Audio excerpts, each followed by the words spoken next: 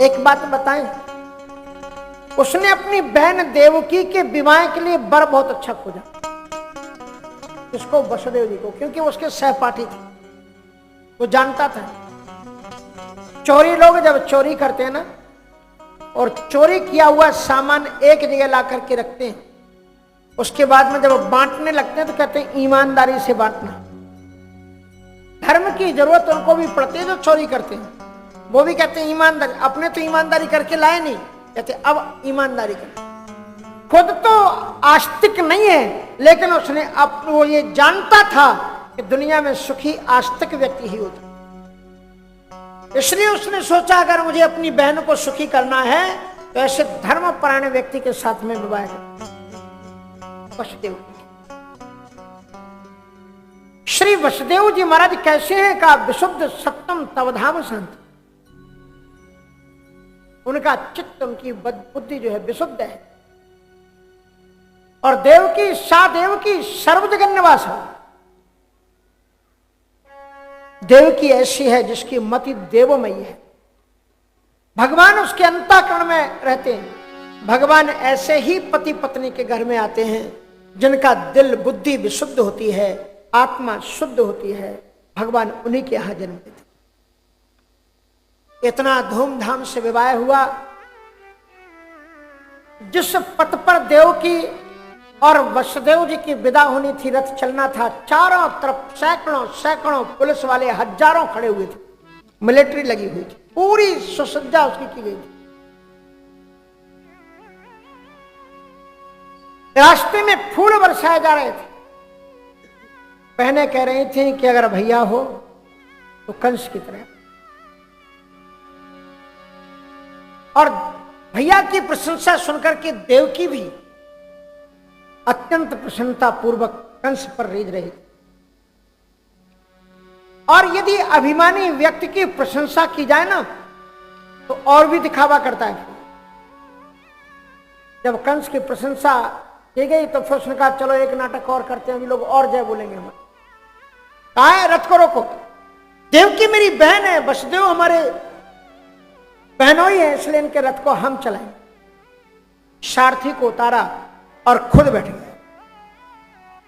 और जो ही कंस उस रथ पर बैठा, घोड़ों की लगाम को पकड़ा, आकाश में बिजली चमकी, पृथ्वी थोड़ी सी हिली और आकाश से देवताओं ने एक भयानक गर्जना।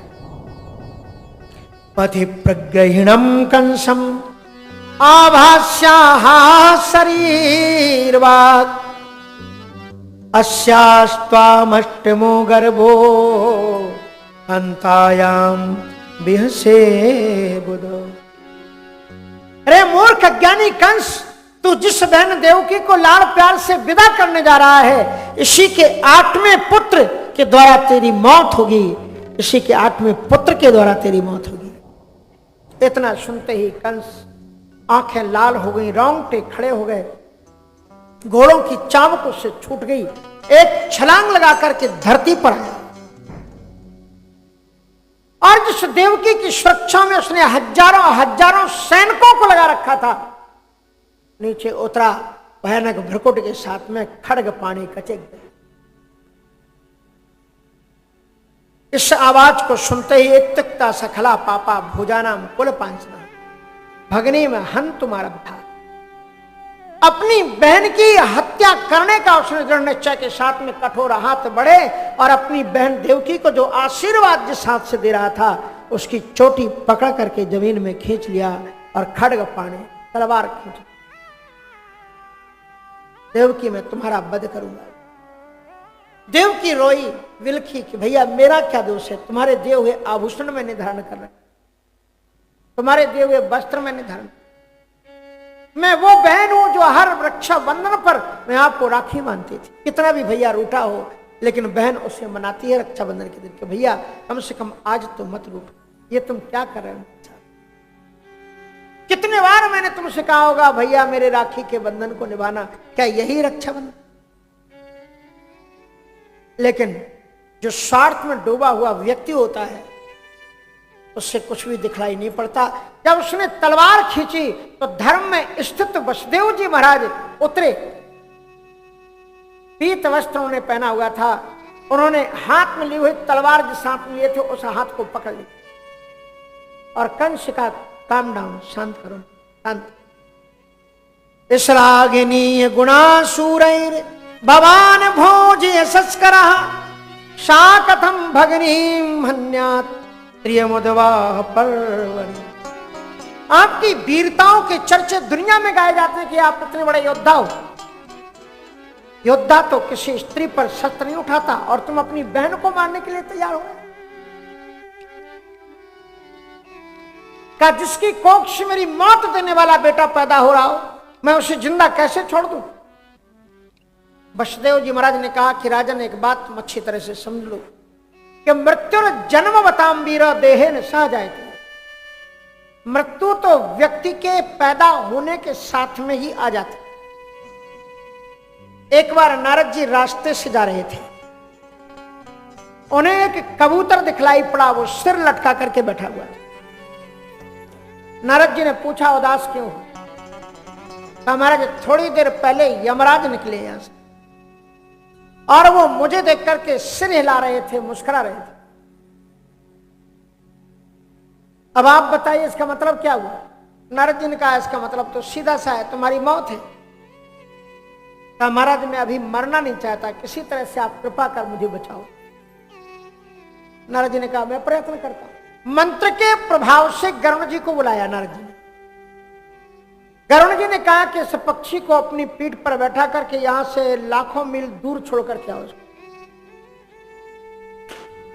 नीलमणि शिखर पर, जहां यमराज कल्पना भी ना करें, क्योंकि वो यहां बैठे हुए देख करके गए, कबूतर वहां कैसे पहुंचे। गरुण जी महाराज ने कहा जैसे आगे बैठा करके वो चले। नारद जी ने सोचा मैंने एक कबूतर को बचा दिया। उसके बाद में वो महाराज यमराज के लोक में गए, यमलोक। यमराज जी ने उनका स्वागत किया और पूछा महाराज कैसे पधारे? कहा वैसे आ गया। कहा नारद जी आप वैसे कहीं नहीं जाते, आपके आने का कोई ना कोई तो कारण होगा। कहा तो कारण पूछते तो मैं कारण ये है कि महाराज हम आपसे पूछना चाहते हैं कि जब आप आ रहे थे तो रास्ते में आपने एक कबूतर को देखा था? बोले हाँ देखा। उसे देख करके आप मुस्कुराए क्यों थे? कहा मैं इसलिए मुस्कुराया था, उसकी मौत 2.5 घड़ी के बाद में मौत होनी थी, लेकिन हमारे यहां ब्रह्मा जी पूरा लिस्ट बना देते हैं कि कहां मरेगा, किस टाइम मरेगा, किस कारण से मरेगा। उसकी 2.5 घड़ी के बाद में मौत थी, लेकिन मरने की जो जगह थी वहां से हजारों मील दूर नीलगिरी शिखर पर थी। तो मैं इसलिए मुस्कुराया था, अजब तेरी कारीगरी करता रहे विधाता, तू कैसे ये वहां पर पहुंचेगा। नारद जी महाराज ने अपना मस्तक ठोका, बोले महाराज रिजर्वेशन करा के मैं ही आ रहा हूं। कहा नारद जी तुलसी जस भवितव्यता तैसे ही मिले सहाय, और आपन आवे ताहे पे ताहे तहां ले जाए। 2.5 घड़ी से ज्यादा हो चुका है, वो मर भी चुका है। न यद भावी न तदभावी, भावी चेत तदन्यता। इसलिए वसुदेव जी महाराज ने कहा कि अद्यवाद्य शतांतेवा मृत्युर्वै प्राणी नाम ध्रुवा। आज नहीं तो 100 वर्ष के बाद में जो पैदा हुआ है उसकी मौत तो सुनिश्चित है। ये प्रकृति का नियम है। We can't change it, you can't change it. कोई इसको परिवर्तित कर नहीं सकता। आपको डर इससे तो है नहीं, इसके पुत्र से आपको डर है। अगर आपको इसके, ये देखो पति पत्नी का रिश्ता क्या होता है, ये भागवत सिखाती है। पति एक बार पुत्र को भले ही छोड़ दे लेकिन अपनी पत्नी का त्याग ना करे, ऐसा भागवत सिखाती है। बालक पुत्र की बात है, छोटे बच्चों की बात नहीं है। नाबालिग बच्चों को तो किसी भी स्थिति में नहीं छोड़ना चाहिए, ना माता को ना पिता को। लेकिन अगर दो में चयन करना हो कि हम पिता का साथ दें, पति का साथ दें या पुत्र का, तो पत्नी को सदैव पति का साथ देना चाहिए। कौशल्या जी राम वनगमन के समय पर रोती हैं लेकिन ये कह देती हैं कि मैं चाहती तो मैं तुम्हारे साथ जा सकती थी, लेकिन धर्म ये कहता है विषम परिस्थितियों में मुझे पति का साथ देना, इसलिए मैं पति के पास। आपको डर इससे नहीं है, नहीं अस्यास्ते भयम सौम्य यद वागाहा शरीरणी, जो आकाशवाणी हुई है, इसके 8वें पुत्र से मौत है। तो मैं आपको वचन देता हूं, पुत्रान समर्पय से सा यतस्तो भय मुक्त, इससे तुम्हें भय है, इसके सारे पुत्र में आपको समर्पित कर दूं। कंस ने फिर भी उनको हथकड़ियां बेड़ियां पहनाई और जेल में बंद किया।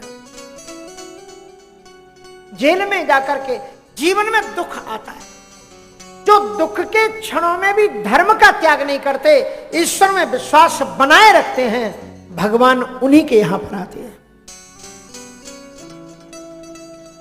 जेल के अंदर में अत्यंत कष्ट, हथकड़ियां और बेड़ियां, आप जानते हो ना, हथकड़ियां तो हाथ में डाली जाती, बेड़ियां पांव में और कमर में बंधी हुई होती है।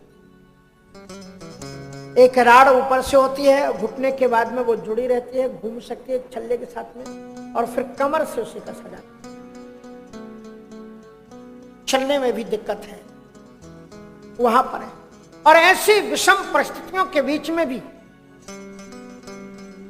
देवकी ने एक पुत्र रत्न को जन्म दिया है, और उस पुत्र को देख करके एक पल के लिए देवकी अपने दुखों को भूल गई कि मैं जेल में हूं।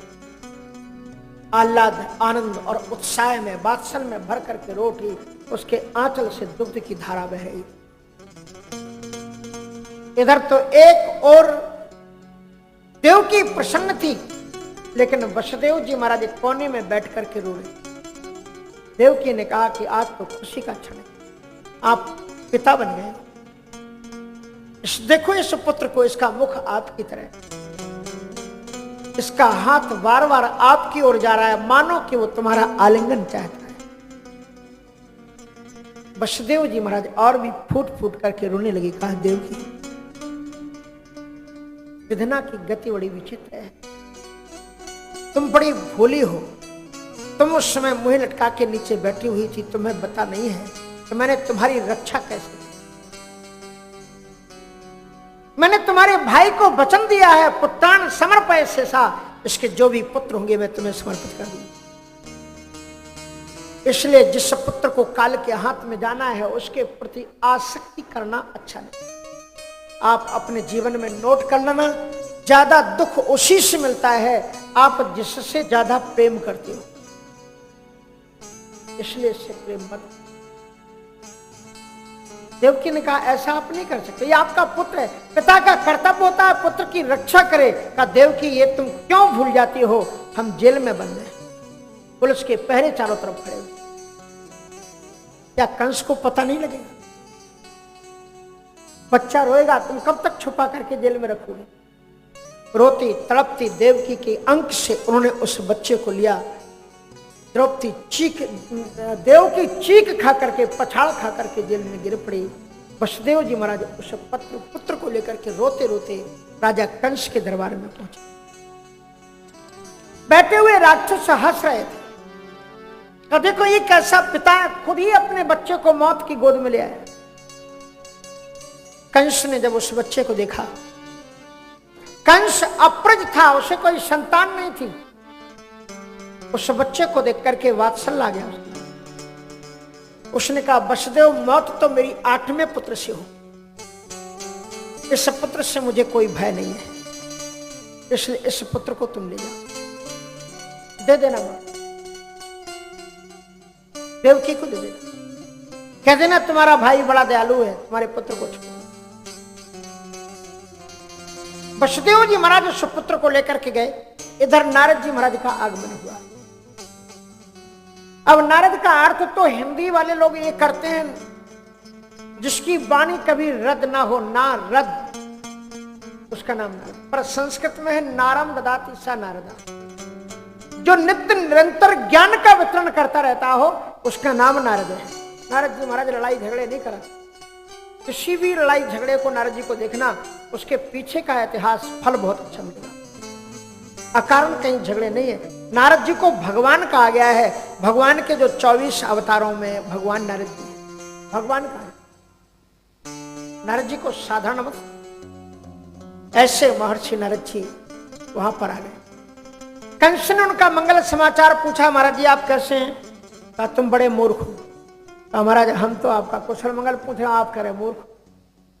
कहा बोले महात्माओं का क्या कुशल मंगल समाचार पूछना, आगे नाथ ना पीछे पगा, कोई रोने होने वाले तो कोई ऐसा क्या, इसलिए महात्मा तो प्रसन्न ही है। तुम बताओ तुम्हारा समाचार क्या है? बोले महाराज सब दया है। देखो समय गति से दौड़ रहा है, कृष्ण जन्म है, थोड़ा सा 2-4 महाराज से पूज्य महाराज से के चरणों में निवेदन, थोड़ा सा लेट जन्म के कारण हो जाएगा। तो महाराज उन्होंने ये कहा कि क्या करें, ज्यादा नहीं होगा, बस 10-15 मिनट, नहीं तो आप कहो कि फिर चलो।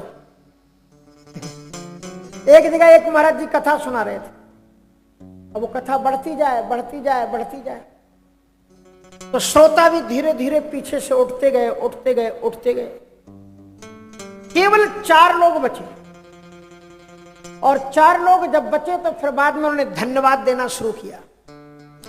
तो श्रोताओं ने कहा कि महाराज धन्यवाद आप कल दे देना, क्योंकि श्रोता तो चले गए, हम तो लाइट माइक दरी वगैरह वाले हैं, इसलिए हम बैठे हुए, श्रोता तो चले गए। आप ऐसे नहीं हो, देखो आप 5-5 घंटे, अब सुबह से ही पूज्य महाराज जी का प्रवचन, फिर रासलीला, और उसके बाद में लगातार ये संतों की अपार कृपा है महाराज। ये गृहस्थ कोई नहीं कर सकता, ऐसे बाबा बाल जी जैसे संत ही कर सकते हैं, जो इतना आपको पिलाते हैं, इतना पिलाते हैं कि अगर भाग्य हो तो अपनी झोली भर लो। अगर ऐसे दरबार में भी अगर आपकी झोली खाली रह गई तो फिर ऐसा कोई दरबार नहीं है जो तुम्हें भर सके। इतनी करुणा संत के पास नहीं, देखो खुद भी तो बैठते हैं आपके सामने। तो महाराज नारद जी महाराज ने उसे ऐसी प्रेरणा दी, एक फूल निकल, बोले महाराज मेरी मौत तो 8वें से होगी। कहा राजा ने एक फूल दिखाया और उसमें पंखुड़ियां, गिनो इसको, 1 से गिनो तो दूसरी वाली, और मतलब आपने ये कथा सुनी होंगी, 1 से कहा इसको गिनो, 1 2 3 4 5 8 ये, और अगर उससे जिससे तुमने किया था उसके बगल वाले से गिनो तो जिसका नंबर 1 उसका नंबर 8।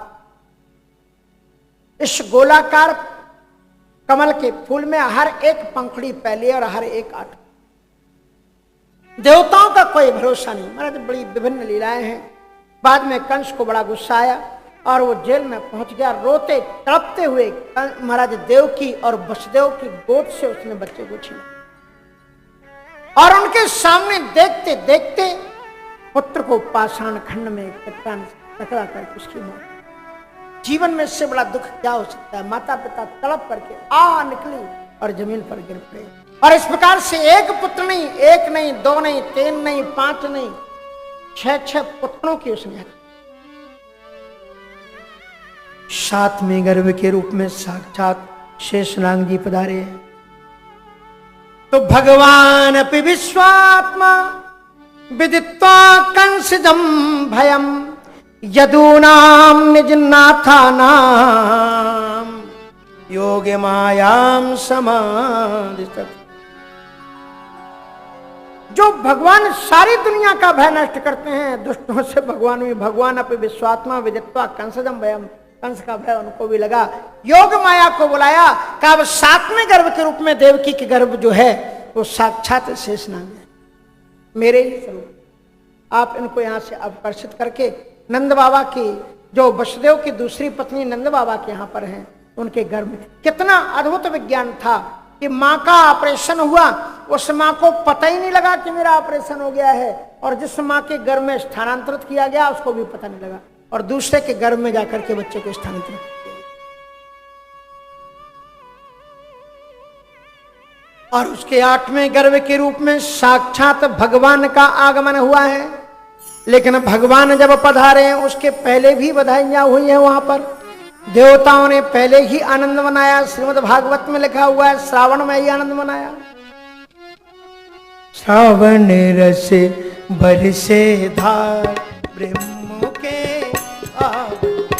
श्रावण रस बरसे धार ब्रह्म के आवन पे। श्रावण रस बरसे धार श्रावण रस बरसे धार ब्रह्म के आवन पे।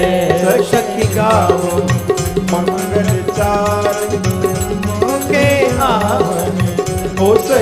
गावो मंगल चार ब्रह्म के आवन पे।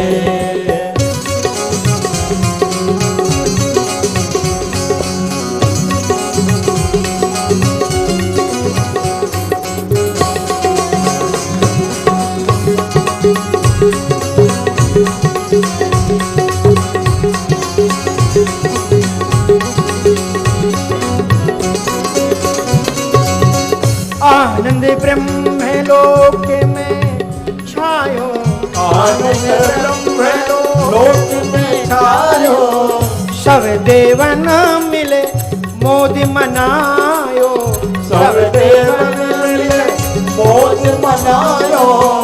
ये उत्साह ये अपार ब्रह्म के रावण पे, ये उत्साह अपार ब्रह्म के आवन पे। सखी गावो मंगल चार ब्रह्म के आवन पे। ओ सखी गावो मंगल चार ब्रह्म के आवन पे। ताली बजाते हुए भाव से श्री कृष्ण के आगमन का स्वागत कीजिए। जय हो।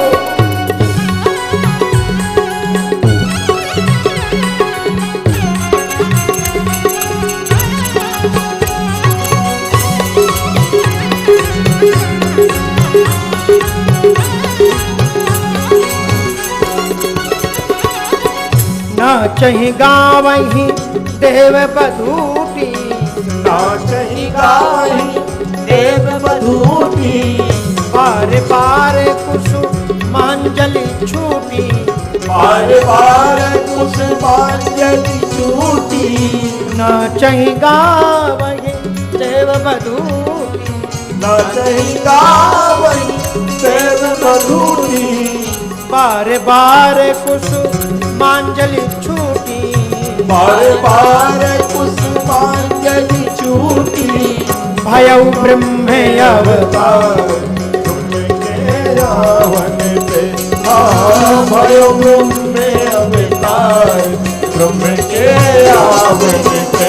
सखी का मंगल चार ब्रह्म के रावण पे।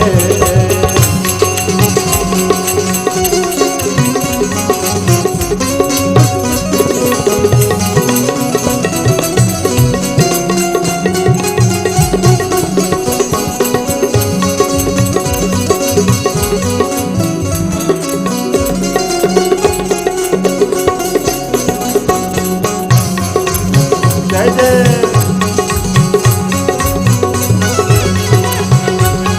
भई जमुना सुचि निर्मल नीरा, भई जमुना सुचि निर्मल नीरा, भई जमुना सुचि निर्मल नीरा, भई जमुना सुचि निर्मल नीरा, पावन निर्मल बहे समीरा, पावन निर्मल बहे समीरा। भयो 14 भुवन उजियार, ब्रह्म के रावण भयो 14 भुवन उजियार। ब्रह्म के रावण पे सखी गावो मंगल चार ब्रह्म के रावण पे सखी गावो मंगल चार ब्रह्म के रावण पे। महाराज बड़ी सुंदर गर्भ स्तुति हुई है। टाइम नहीं है। सत्यव्रतम सत्य परम सत्यम। और गर्भ स्तुति के बाद में अथ सर्व गुणोपेता काला परम शोभना यरि है वाजन जन्म रक्षम शांतर्क्ष ग्रह तारिकम दिशा प्रसे दुर्गगनम निर्मलोडुगणोदयम मही मंगल भूयिष्ठ पुरग्राम ब्रजा निशीते तमुद्भूते जायमाने जनार्दने देवक्याम देवरूपण्याम विष्णु सर्वगुहास्या आविरासीद यथा प्राच्याम यथा गंगा में सोम। इस प्रकार से दिशिंदु रूप पुष्कला एक 7 भादों का महीना कृष्ण पक्ष अष्टमी तिथि ठीक रात्रि को 12 बजे एक और चंद्रमा का उदय हुआ और दूसरी ओर जेल के अंदर में साक्षात भगवान का प्राकट हो गया। वृंदावन बिहारी लाल की जय। परमम्बुजोक्षणम। वसुदेव जी महाराज प्रार्थना करने लगे तो महाराज उन्होंने ठाकुर जी ने कहा प्रार्थना बाद में करना, पहले मेरी सुरक्षा करो। कहा हथकड़ियां बेड़ियां लगी हैं, तो उन्होंने तत्काल कृपा की, हथकड़ियां बेड़ियां टूट टूट करके झंझना करके गिर पड़ी, दरवाजे खुल गए। वसुदेव जी महाराज आप देख रहे हो आ गए। श्री वसुदेव जी महाराज अपने सूप पर ही नंदनंदन अपने लाला को लिटा करके चले हैं। शेषनाग जी महाराज ने उनका अभ्यर्थन स्वागत किया है। जमुना जी ने उनको मार्ग दिया है और महाराज वो लेकर के आए और नंद बाबा के घर में, वो तो अथाई में सोते थे, वहां सोती हुई यशोदा के पास में लाला को लिटाया है। सुबह नंद बाबा को संतान ने बताया, बाबा आनंद हुआ है। बोले कैसा? बोले परमानंद हुआ है। बोले कैसा परमानंद? का सच्चिदानंद हुआ है।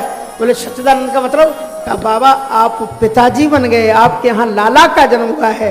इतना सुनते ही आनंद की वर्षा उठी, आनंद विवल होकर के बड़े सज